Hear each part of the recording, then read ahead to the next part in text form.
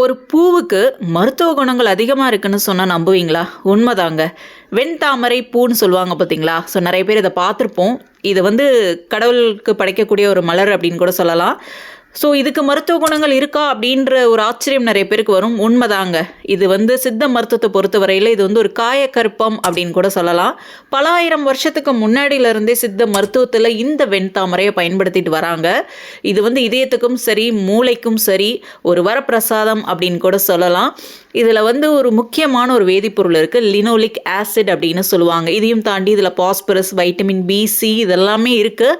But linoleic ஆசிடுங்கிறது ரொம்ப முக்கியமானது. So இது வந்து நம்மளுடைய இதயத்தை பாதுகாக்கக்கூடிய ஒரு வேதிப்பொருள்னு கூட சொல்லலாம்.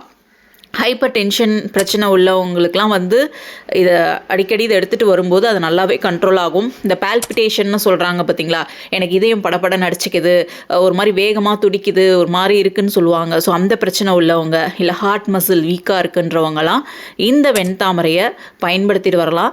ஸோ அப்போல்லாம் வந்து சித்த மருத்துவர்கள் பல ஆயிரம் வருஷத்துக்கு முன்னாடிலாம் நான் சொல்கிறேன், இந்த மலரை தான் வந்து கஷாயமாகவும் சூரணமாகவும் வந்து கொடுத்துட்டு வருவாங்க இந்த பிரச்சனை உள்ளவங்களுக்கு. அதையும் தாண்டி இது வந்து மூளைக்கும் ரொம்ப நல்லது. நான் முன்னாடி சொல்லியிருக்கேன், இது நம்மளோட மைண்டை நல்லாவே காம் பண்ணக்கூடியது. ஸ்ட்ரெஸ், ஆங்ஸைட்டி இந்த மாதிரி பிரச்சனை இருந்தாலும் சரி, இதையும் நல்லாவே காம் பண்ணக்கூடியது. ஸோ இது வந்து கஷாயம் ஃபார்ம்லேயும் நம்ம எடுக்கலாம், சூரணம் ஃபார்ம்லேயும் நம்ம எடுத்துகிட்டு வரலாம். பட் உங்களுக்கு இந்த மாதிரி பிரச்சனையெல்லாம் இருக்குது, ஃபேஸ் பண்ணுறீங்க அப்படின்னா ஒரு சித்த மருத்துவரை பாருங்கள். பார்த்துட்டு அவங்க ஆலோசனைப்படி இந்த வெண்தாமரையை நீங்கள் பயன்படுத்திட்டு வரலாம்.